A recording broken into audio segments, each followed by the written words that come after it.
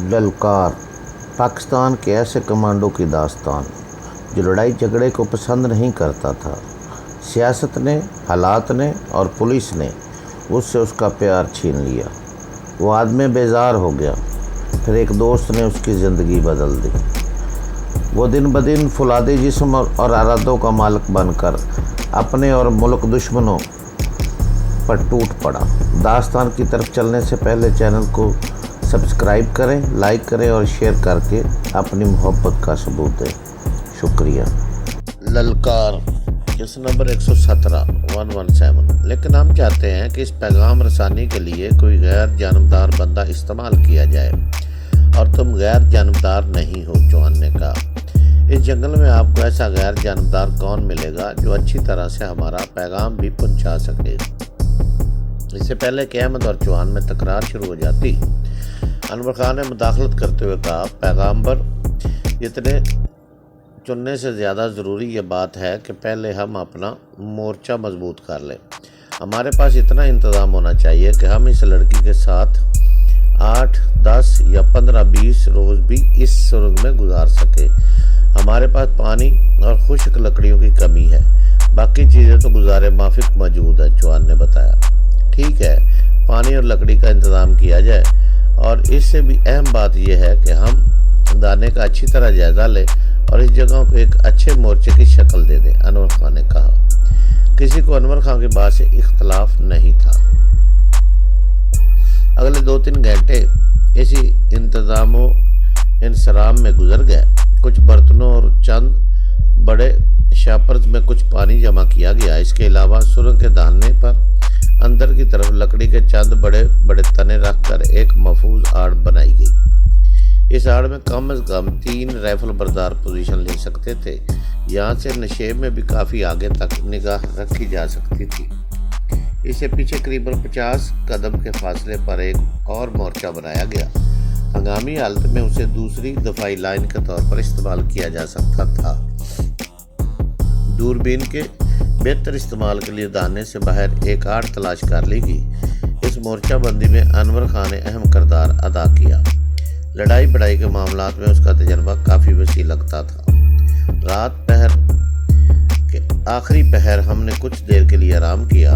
हम अपने साजो सामान समेत अब दाने के करीब ही क़याम पजीर हो गए थे। मैं चौहान और इसहाक सुरंग की गहराई में थे। मेरी गहराई में रहने की वजह वही चिप वाला मामला था। मेरी आंख एक शोर की वजह से खुली। शोर दाने की तरफ से सुनाई दे रहा था। घोड़ों की टापें थी और घुड़सवारों की बुलंद आवाज़ें थी।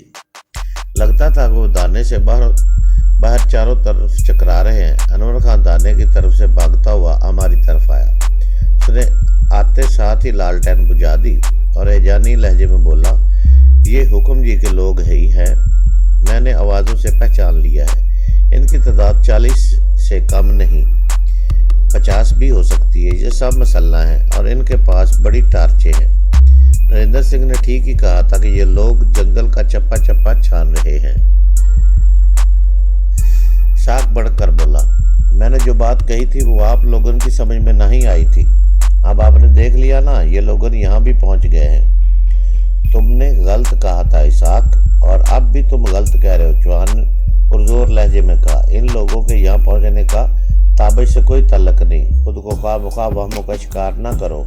हुकुम जी के परिंदों की टोलियाँ हर जगह भटक रही हैं, इसलिए यहाँ भी पहुँच गई हैं। इसहाक ने कुछ कहना चाहा, लेकिन फिर मुंह बनाकर रह गया। 10-15 मिनट बाद इसी तरह शदीद तनाव में गुजरे। हुकुम जी के परिंदे सुरंग के दाने तक नहीं पहुँच सके, लेकिन वो यहाँ से गए भी नहीं। वो इस इलाके के बारे में अपनी पूरी तसल्ली कर रहे थे। आखिर घोड़ों की बिखरी बिखरी टार्चें और घुड़सवारों की आवाज़ें एक जगह जमा हुई। आसार से अंदाज़ा हुआ कि लोग अब आगे रवाना हो रहे हैं। कुछ ही देर बाद वो वहाँ से चल पड़े। घोड़ों की टापें धीरे धीरे आगे बढ़ने लगी। चौहान ने सवालिया नज़रों से साग की तरफ देखा, जैसे खामोशी की ज़बान में उससे पूछ रहा हो, अब क्या ख्याल है?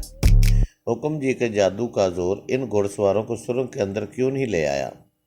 जाहिर है अगर चौहान ये सवाल पूछता भी तो इसहाक के पास इसका जवाब मौजूद नहीं था। अनवर खान ने तेज़ लहजे में कहा, اب ہم کو فیصلہ کرنا ہے کہ ہم ان کو اپنے بارے میں بتانا چاہیے یا نہیں۔ سب خاموشی سے ایک دوسرے کی طرف دیکھنے لگے۔ یہ نازک فیصلہ تھا، خود کو عافیت سے نکال کر شدید خطرے میں ڈالنے والی بات تھی، لیکن اس کے سوا چارہ بھی نہیں تھا، بلکہ ہم اس حوالے سے پیغامبر بھیجنے کے بارے میں سوچ رہے تھے۔ جب تک ہم اپنے پاس ماریا کی موجودگی کا اعلان نہ کرتے، حکم جی اور جارج سے کوئی مطالبہ کیسے منوا سکتے تھے؟ انور خان بولا، لگتا ہے تم سب کے لیے یہ فیصلہ کافی مشکل ثابت ہو رہا ہے۔ چلو اگر تم چاہتے ہو تو سب کی طرف سے میں فیصلہ کیے دیتا ہوں۔ اس کے ساتھ ہی انور خان نے اپنی رائفل کا رخ دہانے کی طرف کیا اور اوپر تلے 3-4 فائر کر دیے۔ رات کے سناٹے میں دھماکوں کی آواز جنگل میں دور دور تک گونجی۔ اس بات میں شبے کی کوئی گنجائش ہی نہیں تھی کہ یہ آواز گھڑ سواروں کے جتھے تک نہ پہنچی ہو۔ چلو اب اپنی اپنی پوزیشنیں سنبھالو، انور خان نے پکار کر کہا۔ ہم سب دہانے کی طرف دوڑے اور اپنی اپنی طے شدہ جگہ پر بیٹھ گئے۔ فیروز چونکہ زخمی تھا، اس لیے وہ اپنی رائفل کے ساتھ ماریا اور باروندہ کے قریب موجود رہا۔ ماریا کے ہاتھ پاؤں بدستور بندھے ہوئے تھے اور وہ کسی شکار کیے ہوئے پرندے کی طرح کچی زمین پر پڑی ہوئی تھی۔ پچھلے 42 گھنٹوں میں وہ اپنی تمام تر شان و شوکت، نفاست اور نخوت سمیت عرش فرش پر آ گئی تھی۔ اس کے دمکتے چہرے پر کیچڑ سو کر سفیدی مائل ہو چکا تھا اور اس کے نازک پاؤں زخم تھے۔ وہ یہ پاؤں ہلاتی بھی تھی تو سسک اٹھتی تھی۔ احمد نے اس کے نیچے چٹائی بچھانا چاہی تھی، مگر اسحاق نے سختی سے منع کر دیا تھا۔ وہ جارج کی اس خود سر بہن کو تھوڑی سی رعایت یا عزت دینے کو بھی تیار نہیں تھا۔ ہم دانے پر پہنچے اور رائفلیں سونت کر تیار ہو گئے۔ ہمارے اندازے کے عین مطابق گھڑ سوار رک گئے تھے اور اب واپس آ رہے تھے۔ جلد ہی ان کے گھوڑوں کی ہناٹ اور ان کی اپنی آوازیں ہمارے کانوں تک پہنچنے لگی۔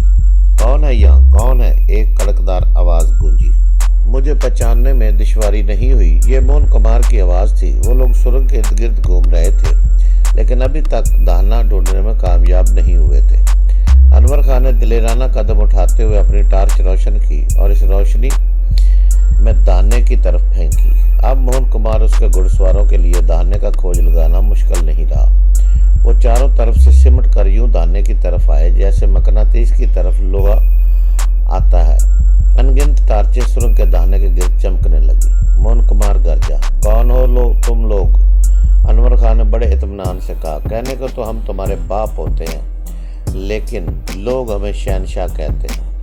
تاریکی میں سے موہن کمار کی آواز ابھری، اگر میں غلطی نہیں کر رہا تو تم انور خان ہو۔ میں یہاں اس کھو میں تمہاری آواز سن کر حیران ہوں۔ ابھی تمہیں اور حیران ہونا ہے موہن کمار۔